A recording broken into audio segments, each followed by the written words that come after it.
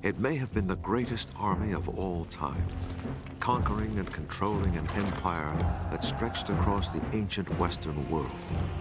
It was ruthless, disciplined, and feared by all, not just by its enemies, who died in their millions, but by its own emperors, who often paid the price of the army's wrath.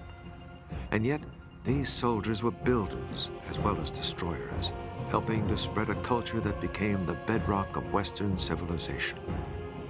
What was it that made this army so dominant? How was it able to rule and reshape the classical world? And why did it eventually fall? This is the story of the Roman war machine.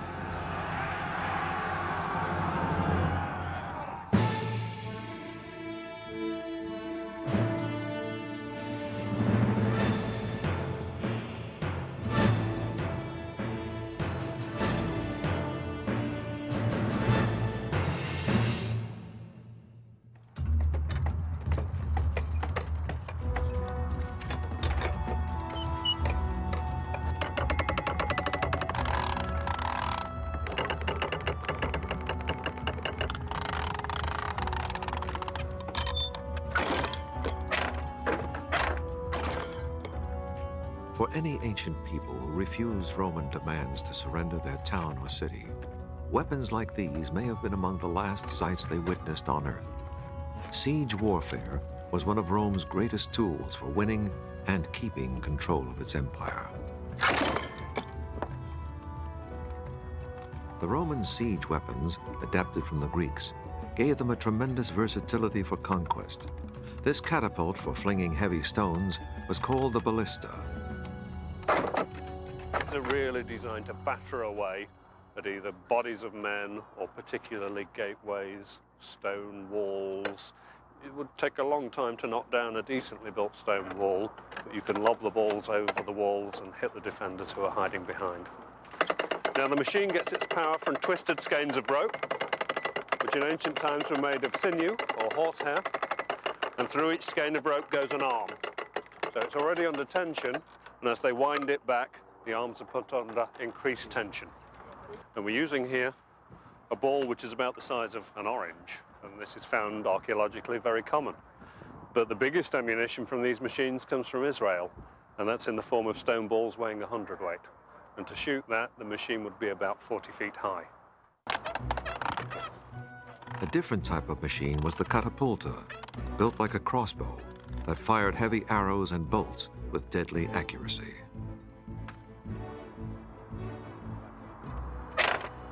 It's designed to shoot arrows, but an arrow far bigger than you could shoot with a handheld bow. And it's an arrow like this. It's heavy, it's got a large square-shaped tip, which would penetrate armor, penetrate shields, penetrate men. We know that when battering rams and siege towers, we used machines like this, were positioned in them to give that covering fire as the machine moved towards the walls. And in field battles as well, these were very useful. The Romans had other siege weapons too. They used high timber towers on wheels, manned by archers to pick off enemy defenders. Other movable structures, like tin sheds, were used to protect soldiers operating heavy battering rams. When attacking fortified towns, Roman soldiers often used the tortoise formation, locking their shields to protect themselves against the hail of enemy fire that would rain down from the walls. With all these weapons and tactics, there was almost no town or city in the ancient world capable of resisting the Romans, and those who tried were inviting slaughter and destruction. Perhaps the two most famous Roman sieges both happened in what is now Israel. Judea, as it was known then, was conquered around the time of Jesus' birth, but the native Jews bitterly resented the Romans, whom they regarded as heathen. And when the Roman governor demanded money from the Jewish temple, open revolt broke out in 66 AD. After 3 years of fighting, the Romans finally surrounded the main Jewish stronghold of Jerusalem. It took the Romans another 4 months to break through the 3 city walls protecting the temple. Catapults hurled huge stones at the defenders. These large, dazzling white limestone blocks hurled in by the Romans to the city. And the besiegers had their own slang. When they saw one of these white stones coming, they would shout, "Here comes a baby!" And they'd all lie down in the hope that it would go across them and land safely. The Romans, becoming aware of this, actually blackened the white stones so that they wouldn't be so visible. Once the Romans broke through, they ran amok, killing thousands of citizens and selling the rest into slavery. Jewish holy relics were carried off to Rome to be paraded in triumph, and the temple was destroyed. If cities and communities in conquered areas quickly surrendered and came to terms with the Romans, they were generally pretty well treated. And in fact, their ruling classes were often given the Roman citizenship, sometimes very, very quickly, and could become quickly integrated into the Roman world. But people who continued to resist could expect very little mercy from the Roman state or the Roman army, and there were some cases where Roman behavior amounted virtually to genocide. The Romans later allowed the Jews to return to the temple site to mourn over the one remaining wall, hence the term Wailing Wall, and a tradition that continues today. Although the Jewish rebel cause was now hopeless, one band of zealots continued to hold out. They took over a fortress perched on a plateau, rising 1,300 feet above the Dead Sea Plain, south of Jerusalem. The fortress, called Masada, had been built 100 years before by King Herod in case of attack by the Egyptians. It seemed unassailable, and the 960 zealots dared the Romans to try. Masada is symbolic. It's important for the Romans because the elimination of this last resistance stands as a symbol that nothing will stand in front of the Roman Empire. There was no prospect of starving the place out anytime soon because Herod and his successors had put huge stores of food. There was plenty of water because Herod had constructed huge rain-fed cisterns inside the mountain that were fed during the winter rains. The only way to take Masada was by direct assault.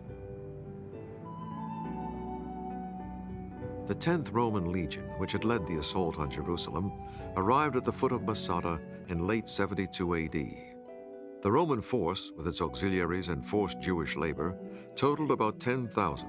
It began by building a wall, whose remains are still visible, that was 6 feet high and 3 miles long around the entire plateau, to let the rebels know there was no chance of escape. Unlike the rebels, who were well housed and supplied, the Romans were camped in a merciless desert, scorching by day and freezing at night. Supplies for their camps had to be brought in from the Jerusalem area, 16 tons of food a day and 5,000 gallons of water, about 400 donkey loads each day. But then, logistics were among the Romans' greatest skills. It's incredibly important, as was seen in the Gulf War, where millions of tons of equipment had to be moved in just so that the army could do its job. And the Romans were acutely aware of this, and their logistical organisation was really very good for the period, considering their limited technology. And of course, that is one of the main reasons they built all those roads, was to keep the army capable of moving and to keep it fed and supplied. Without these logistical skills, the Roman Empire couldn't have been maintained. Now the question for the 10th Legion was, how could it assault the summit? From nearly every angle, the 1,300-foot cliffs were just too steep. But there was one possibility on the western side, where the height was only 250 feet, with a rocky outcrop that gave the chance of building a ramp for the siege equipment. The Romans and their laborers began building the ramp, protected by movable sheds, and were given covering fire by archers and catapults. The Jewish defenders probably used slingshots in self-defense. This pile of slinging stones has been found on the site. Eventually, the Romans came to within 50 yards of the summit fortress. Just how long it took to build the ramp has been a subject of debate. The popular view is that the siege of Masada lasted for 2 or 3 years. I don't think there's any reason to think that the siege lasted more than 4 to 8 weeks. Most Roman sieges were fairly short. Siege of Jerusalem one of the most hardest fought of ancient times, took 4 months. Once the ramp was finished, the Romans used their battering ram to break through the outer wall. But that wasn't enough, because the defenders had built a second wall behind it, made of wood and earth that the battering ram could not budge. The Romans responded by setting fire to the Jewish wall. And this seemed to work initially, but at one moment the fire blew back and looked like it might burn all the Roman siege engines. But as Flavius Josephus, who recorded this, said, God was on the Roman side and the fire blew in and burnt down the Jewish wall. The Romans waited for the next morning to make their assault, and inside, the rebels knew that their capture would mean a terrible fate. In most cases, rebels were enslaved, but they also might have been killed, even crucified, or sent to fight in gladiatorial games. So the rebels decided their own fate. They drew lots to determine who would kill the women and children, and then each other. When the Romans burst in at daybreak, they were met only with silence. Then they were approached by 2 women and 5 children who'd hidden and escaped the mass suicide, and they told the Romans what had happened. It's to the Romans' credit that they were amazed that this had happened, that they felt even in their victory there was an element of defeat. Masada marked the end of the Jewish revolt, but it flared again 60 years later when the Romans decided to build a settlement on the ruins of the Jewish temple in Jerusalem. Jewish rebels fought the legions for 4 years, leaving many thousands of Jews dead. Many of the survivors were forced to leave Judea, hastening the Jewish dispersion.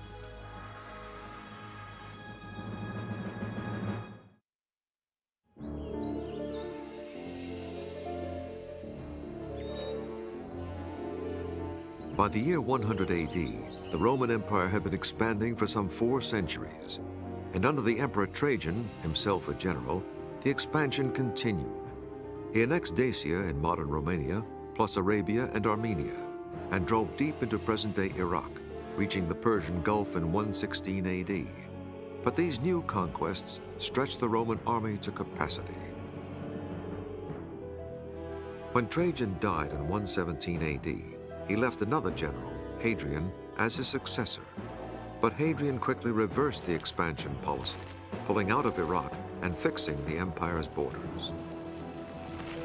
He had seen the human cost of that and how difficult it was for the Romans to expand any further into lands which were apparently more capable of resisting them. Hadrian did not just draw lines on a map. He had very visible boundaries built on the frontiers. In Germany, it was a 9-foot wooden palisade, now partly reconstructed on site, which ran for 350 miles between the Rhine River and the Danube as a control line against German tribes.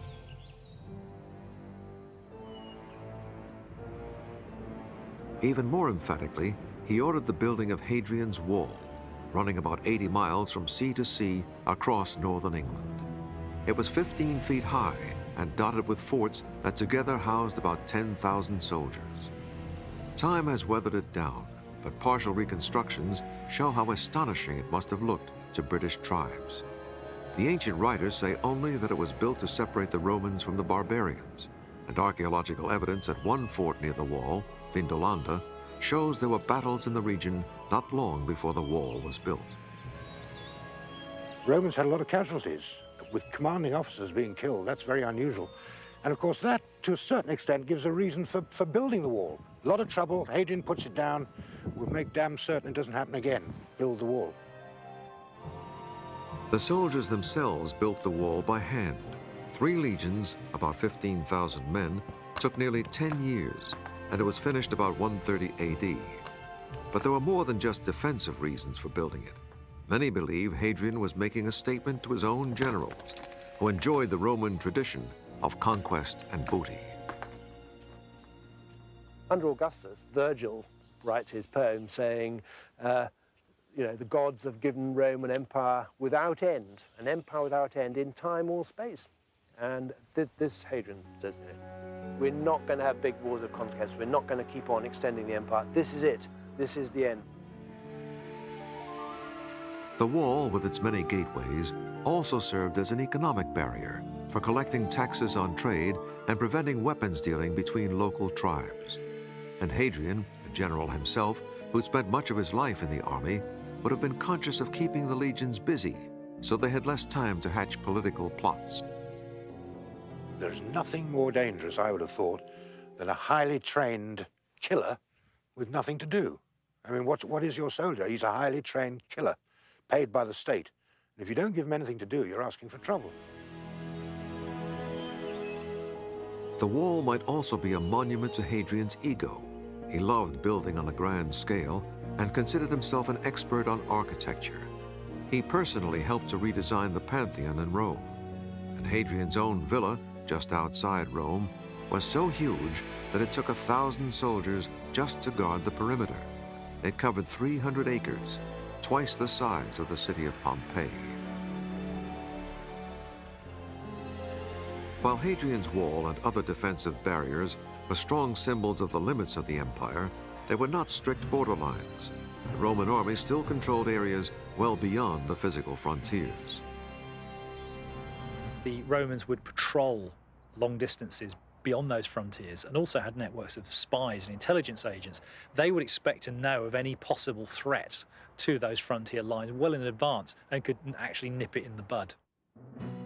At Vindolanda, excavations have revealed a letter written by a Roman officer out on patrol, well beyond the official frontier. And he actually writes into our commanding officer saying that they've done their job. Should the men be dispersed back to their units, or should they all be brought back to Vindolanda? But the real point of his letter has got nothing to do with that. The real point of his letter is that the men have run out of their beer supplies. He's asked for more. They haven't come. Why not? Another way the Romans patrolled their many borders was with their navy. The remains of these Roman ships were found buried in the muddy banks of Germany's Rhine River in 1981 by construction workers laying the foundations for a hotel. Based on what was found and referring to Roman artworks, experts have built life-size replicas of Roman Navy ships at the Naval Museum in Mainz in Germany. The Romans largely used oared warships, galleys, and these were crewed actually not by slaves, as Ben-Hur has suggested, but actually by free sailors and marines. So a typical warship was actually quite small in the imperial period, maybe with a crew of not much more than 50, with its own individual officers and, of course, a captain. And a vessel like that would largely be used for maritime patrolling, keeping an eye on possible piracy and practices like that. The ship recreated here was 65 feet long, powered by 32 oarsmen, and sails when the wind was right, and was capable of going 12 miles an hour. It carried extra soldiers apart from the rowers and was used to patrol trouble spots along the Rhine. Rome had naval bases throughout the empire, using the ships mainly for troop transport and protecting trade. For much of the empire's history, the Romans did not need to fight great sea battles, because after Rome conquered Carthage and Egypt, there were no other sea powers left.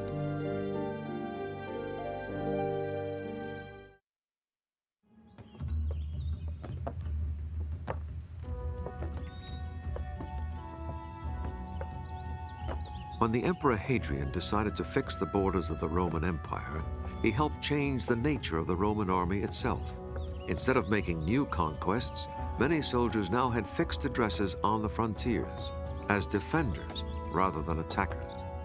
The forts reflect the change with a gradual shift from timber forts to stone forts. This is what a stone fort looked like in its day. This is the fort at Saalburg in Germany, rebuilt on the foundations of the original. Roman forts were usually sited at strategic points, like a mountain pass or a river crossing. They were rectangular, enclosing an area of up to 50 acres, and had defensive towers every 50 to 60 yards to launch missiles against attackers. There were also deep ditches around them to repel enemy raids. The fort's central building, the Principia, was the administration center, with offices set around a courtyard. But most of the fort was taken up with barrack blocks, in which the common soldier got to know his fellow legionaries more closely than he would have liked. This is one of many barrack rooms in the fort here at Chester's on Hadrian's Wall. And in this particular space, 8 soldiers would have spent their leisure hours, and this is where they would have slept. This whole area here would have been divided off by some kind of partition around about here. The room out at the front was probably where they kept all their equipment. So it was in an area like this that all of these soldiers actually had to eat and sleep. And in fact, they may have not have been on their own. It's quite possible that also some of them at least will have had their wives and children in here. This was a very crowded place. Living arrangements were much more civilized for the career officers, the centurions. In comparison to the spaces lived in by ordinary soldiers, a centurion had a whole house to himself. This large rectangular foundations here are the remains of one such centurion's house here at Chester's. And you can see there are a number of rooms. He had a separate living room, kitchen, storage facilities, bedroom. There was plenty of space for him and his family, his wife, his servants, all to live in together. And this actually reflects in stone the great difference in social standing between an ordinary soldier in one of these barrack rooms and a centurion. Centurions were paid at least 20 times as much as ordinary soldiers and had living accommodation appropriate to their standing. For the commanding officer, the living quarters were almost like a country villa, reflecting his position as a nobleman. The example unearthed at Vindolanda Fort on Hadrian's Wall came with central heating. The hot air, which is, the furnace must be next door, in comes the hot air, circulates around the pillars, and then it comes up through the walls. Now, in here we know there's a wall vent, there's another one here, and the hot air is drawn up through the walls and then out through the top. It's actually a very efficient heating system for a house. With one proviso, you do need half a dozen slaves to keep the boilers going. Because of the strict social order in Roman life, the commander did not socialize with the enlisted men. We've got the remains of the social diary of our commander Flavius Cerealis, covering a period of 2.5 years. And in that course of that time, he is giving quite a lot of dinner parties. Dinner parties for the governor of Britain when he comes here, dinner parties for fellow commanding officers, and once, rather nicely, a dinner party for his veterans, the soldiers who just recently retired. But there's no hint of all other ranks coming in and eating at the commander's table. The commander, unlike the common soldiers, was officially allowed to have his whole family live with him in the fort, and there is wonderful evidence of that. Here are the shoes of his wife, and it's so rare for us to be able to say that that little slipper belongs to Sulpicia Lepidina, wife of Flavius Cerealis. She has a very distinctive shoe size. Look at all these little indentations here. The shoe is stamped with the name of the maker, Lucius Aebutius Thales, and a sort of maple leaf stamped on it as well. And we've got several of her shoes, all the same little size.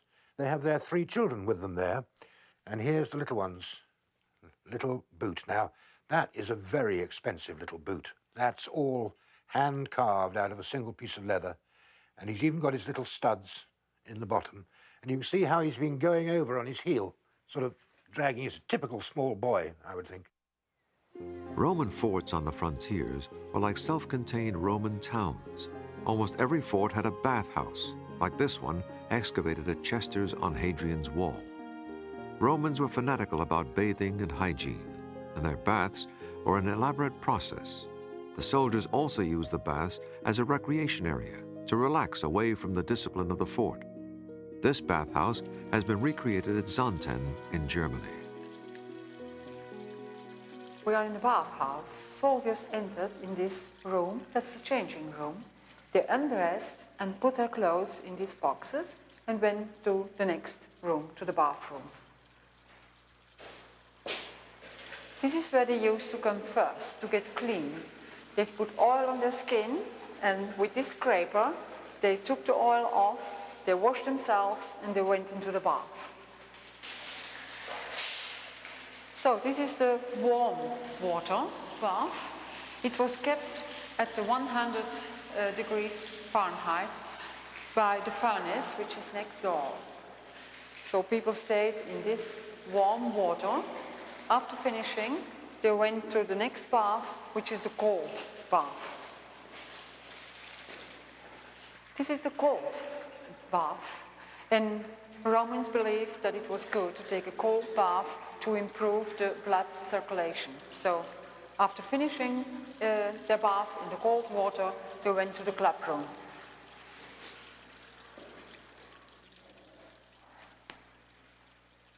So this is the club room where soldiers came after having their cold bath. They could stay for a while here. They could talk to each other, playing dice, having massage, and just forget being a soldier for a short while. Another prominent example of plumbing was the toilets, which were communal. Seats were only 2 feet apart and were open to the air, except for a small roof. Because toilet paper had not yet been invented, soldiers used a sponge on a stick, which they cleaned in the water channel that ran in front of the seats. For the soldiers' amusement, many forts had amphitheaters, like this one reconstructed at Zonten in Germany. They were used for special festivals, including religious sacrifices, and also modest versions of Roman games, including gladiator contests. Soldiers on the frontiers needed diversions because there were long periods of boring peace. I would have thought that most Roman soldiers serving on the wall here, doing their full 25 years, might never cast a spear in anger in the whole of that time. Soldiers spent much of their time doing paperwork. The forts generated tons of it. Some of it has miraculously survived at one Roman fort. Coming up, actual soldiers' letters from 2,000 years ago, giving a fascinating portrait of life on the frontier.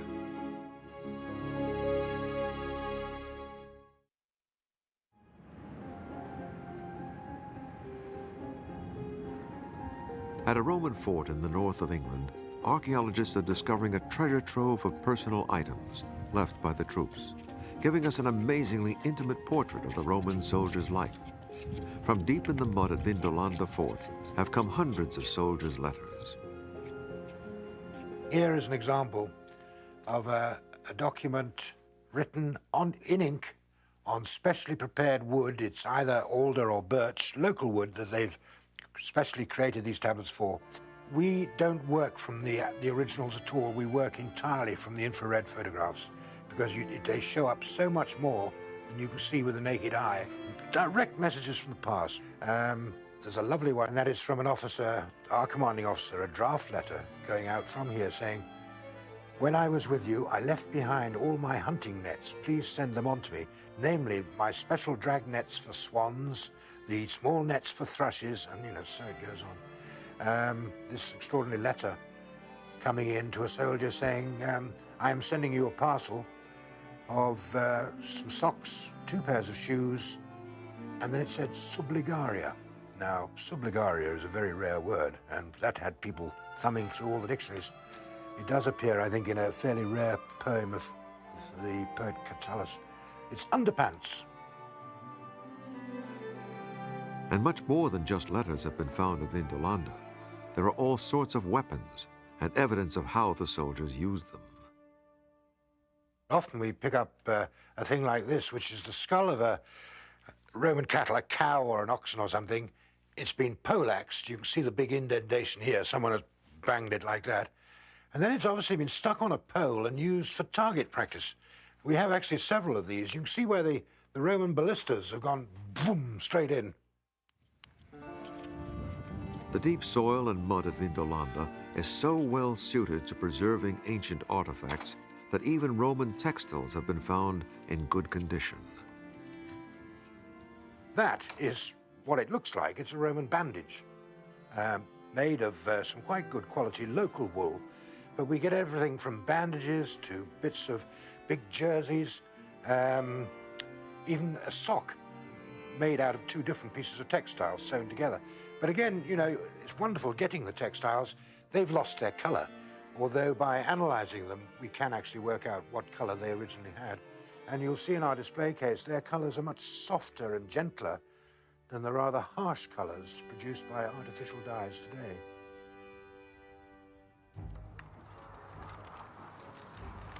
Being a Roman soldier fighting against barbarians may have seemed a risky business, but in fact, Roman soldiers were more likely to reach the age of 40 than the average Roman male citizen. Soldiers were well housed and well trained, and had a better diet than many city dwellers. They were given daily rations of corn, wine, vinegar, and salt, plus vegetables, poultry, fish, and cheese whenever they were available. It's interesting that bad food, which is one of the constant complaints of soldiers through the ages, is not mentioned in any of our sources as a complaint of Roman soldiers. Another reason for higher life expectancy was the medical attention the army received. And it was so advanced that soldiers expected to live through their service, and it's one of the few ages in history when men had a higher life expectancy than women because of the battlefield medic. For the army doctor, the most common job was to fix battle wounds. This is an arrow, a male-piercing arrow, and if it's gone into the arm, it's got to come out, obviously. You can't just pull it out. The first thing you've got to do is use a scalpel to make an incision either side of the arrow to open it up. And retractors are brought in to peel back the skin and expose the arrow. Then you can start to draw it out. If you've got severe bleeding, you might need to clamp it. These clamps are virtually identical to ones that are used in modern operating theatres. Or these, which look like a tweezer, but with a sliding ring, clamp tight shut. To stop the bleeding, a cautery. You heat this up over coals, insert it in, seals off the wound. Great. Finally, you want to close the wound over. Now, you could stitch it, and we got needles made of bronze and bone, but the items that they stitched it with, sinew or flax, was a contaminant. It festered in infection. So they came up with wound staples. These are made out of silver, which is hypoallergenic. Insert it into one side of the wound, pull it over, and stick it in, and that holds it tight. And the little lines that are on it that look like decoration, they're weak points when it comes to taking it out. You snip those, and it comes out easy. And they're using these at the end of the 20th century. They're finding that staples heal faster than stitches. So we're moving back to ideas that they had 2,000 years ago. Roman medics were also herbalists, prescribing rosemary as an antiseptic and caraway as a poultice for bruises. Another thing about caraway is the essential oil of it's a stimulant, and it's supposedly good for flatulence. And when you've got 8 men sharing a small leather tent, that's probably a good thing. Like most armies, the Romans believed that the gods were on their side, and so the soldiers were particularly careful not to offend those gods. Before a battle, animals would be sacrificed and omens would be studied. For example, the flight of birds or cloud formations to determine if the gods wanted a Roman victory. The average soldier prayed to as many gods as he could manage. The traditional gods such as Jupiter, Apollo, Mars, and Hercules, plus any local gods in the country where he was campaigning. They do seem to have had an adopt-a-god scheme wherever they went. They were always terribly worried that somebody else had more important gods than them. And they were very concerned not to offend any deities. And the way that the Romans reacted to gods is they don't seem to have been too concerned about what happened in the afterlife. Their concern was to make sure they were as comfortable as possible whilst they were on Earth, and the way you ensured that was to keep the gods happy. One of the most popular gods that the Roman soldiers adopted was Mithras from Persia, who's usually shown slaying the mystic bull, whose blood is the source of life. Many forts had temples to Mithras, like this one, reconstructed at Salzburg in Germany. It would have been very dark. Each Mithraeum was supposed to be as dark as the original cave where Mithras killed the bull. So it would have been dark and smoky, and pine cones burning as incense on one of the altars. They all seem to have had this relief showing Mithras killing the primeval bull. Now this, according to Mithraic worshippers, was the act of creation. And from this act of killing the bull, all life sprang, and you can see that the wheat is growing from his tail there. One religion that was not very widespread in the army was Christianity. It did not become the official religion of the empire until the 300s AD, towards the end of the Western Empire. It would have been quite difficult, I think, to have been a Christian in the Roman army before it became the official religion, because the Roman army expected you to worship certain set deities, such as the birthday of the emperor or Jupiter on certain days. And if you were a Christian and believed there's only one God, then you would have a fundamental problem with that. The soldiers carried other objects of worship with them at all times. One was the legionary eagle, often made of gold. It was housed in its own chapel and anointed with special oil on religious days. The soldiers marched behind it into battle, and it symbolized the spirit of the legion itself. To lose your standard to the enemy was a terrible disgrace, and Roman soldiers literally gave their lives to save their flag and their symbols. There was also the cult of the emperor, and each legion carried his image. It was important for the troops to be able to recognize their emperor. He was with them in spirit, if not in person, though sometimes he would be there in person, as when the Emperor Hadrian toured the entire empire. Emperor worship was also an important part of Roman religious life. As well as worshipping their gods, the soldiers would worship their emperor. One way the emperors made sure the soldiers recognized them was by putting their faces on the coins the soldiers were paid with. Next, we'll look at the Roman soldier's pay, how he spent it, and how it helped to change the map of Europe.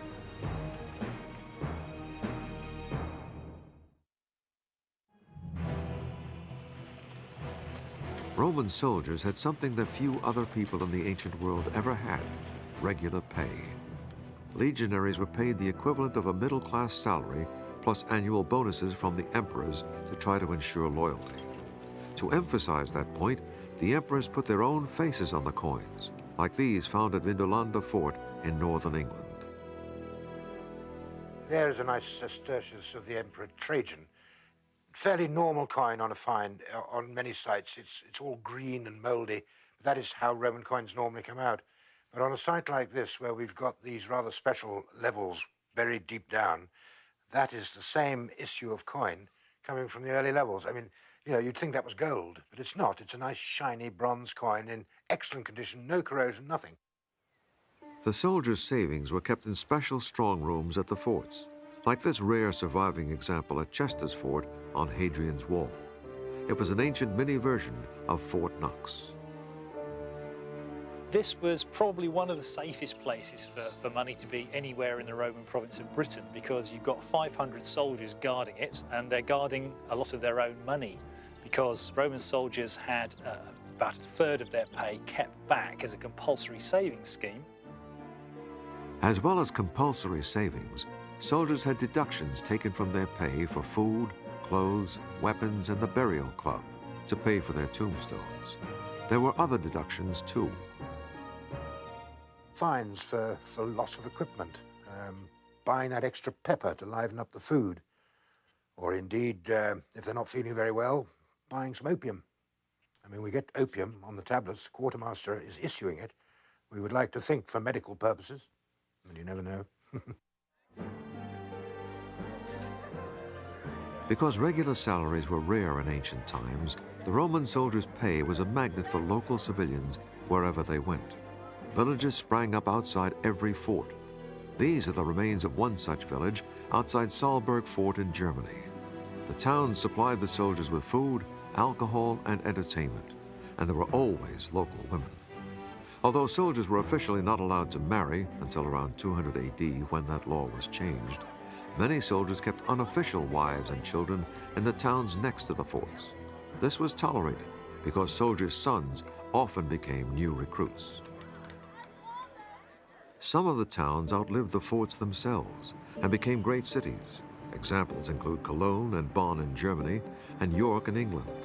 It was in the civilian towns that many soldiers chose to live once they retired, moving just a few yards from inside the fort to outside. Sometimes towns were created by Rome as official colonies. The Roman government, as an act of policy, planted large numbers of veteran soldiers in a new city called a colony, a colonia. And often these were actually converted military bases, so a military base directly becomes a city. Colonies were like little Romes planted throughout the empire, a way of securing and Romanizing conquered territory while giving veterans a place to live. One example was Fréjus, now a modern city on the French Riviera, which served a double purpose, as a naval base and a colony founded by Augustus for veterans and civilians. It was the birthplace of the great Roman general Agricola, who helped conquer Britain. Fréjus was a colony for the 8th Legion, and evidence of that has been found in recent excavations. This cheek piece of an iron helmet of the early 1st century AD. It is the protection of the right cheek of a helmet. And it's a very unusual find, especially in France, because on the Roman camps, the soldiers were very careful with their weapons. They didn't lose them. Fréjus had all the trappings of a Roman town, including an amphitheater holding 12,000 spectators, which is still used today for bullfights. It also had an aqueduct, probably built by the soldiers. These pillars supported a water channel that gradually sloped down to Fréjus from a mountain source 25 miles away. Roman engineers calculated the precise slope needed for the aqueduct, and then soldiers were brought in to do the heavy work of building. To build the water channel, the Romans used a technique builders still use today. They built a wooden mold, then filled it with concrete.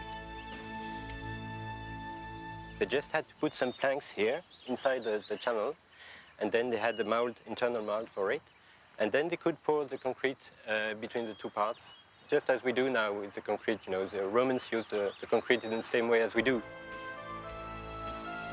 The building skills of the army helped to change the face of the empire. Soldiers built not only military structures like forts and Hadrian's Wall, but also had a hand in some of the many beautiful and enduring civilian works right across Europe and the Middle East that helped put Rome's particular stamp on its hard-won territories. For the Romans, however, spreading their civilization carried unexpected dangers. It made the empire an inviting target for those living outside the borders, and would lead to invasion by envious barbarians that would eventually bring the empire to its knees.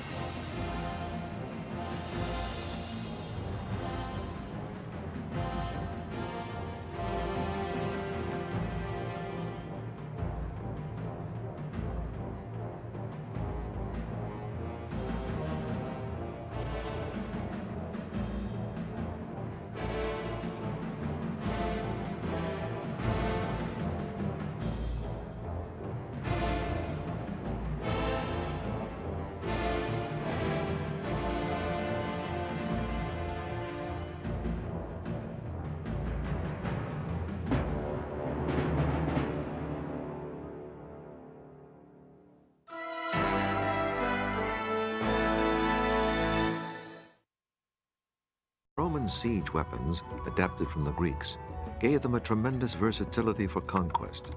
This catapult for flinging heavy stones was called the ballista.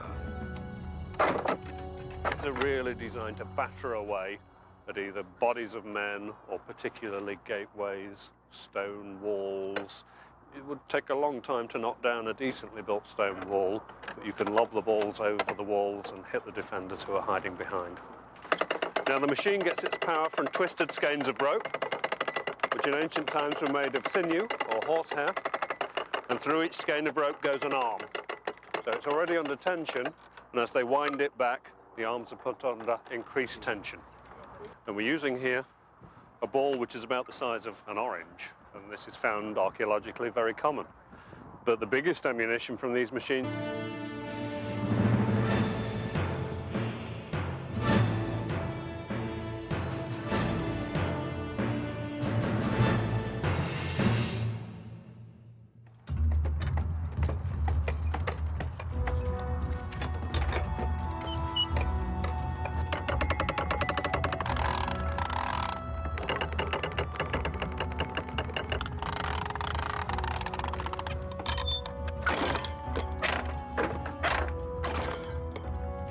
For any ancient people who refused Roman demands to surrender their town or city, weapons like these may have been among the last sights they witnessed on Earth. Siege warfare was one of Rome's greatest tools for winning and keeping control of its empire. The runs comes from Israel, and that's in the form of stone balls weighing 100 weight. And to shoot that, the machine would be about 40 feet high. A different type of machine was the catapulta, built like a crossbow, that fired heavy arrows and bolts with deadly accuracy. It's designed to shoot arrows, but an arrow far bigger than you could shoot with a handheld bow. And it's an arrow like this. It's heavy, it's got a large square-shaped tip, which would penetrate armor, penetrate shields, penetrate men. We know that when battering rams and siege towers were used, machines like this were positioned in them to give that covering fire as the machine moved towards the walls. And in field battles as well, these were very useful. The Romans had other siege weapons too. They used high timber towers on wheels, manned by archers to pick off enemy defenders.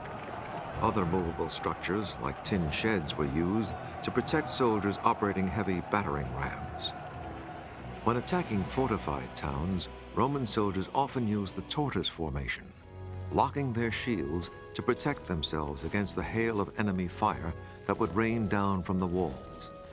With all these weapons and tactics, there was almost no town or city in the ancient world capable of resisting the Romans, and those who tried were inviting slaughter and destruction. Perhaps the two most famous Roman sieges both happened in what is now Israel. Judea, as it was known then, was conquered around the time of Jesus. It may have been the greatest army of all time, conquering and controlling an empire that stretched across the ancient Western world. It was ruthless, disciplined, and feared by all, not just by its enemies, who died in their millions, but by its own emperors, who often paid the price of the army's wrath. And yet, these soldiers were builders as well as destroyers, helping to spread a culture that became the bedrock of Western civilization. What was it that made this army so dominant? How was it able to rule and reshape the classical world? And why did it eventually fall? This is the story of the Roman war machine.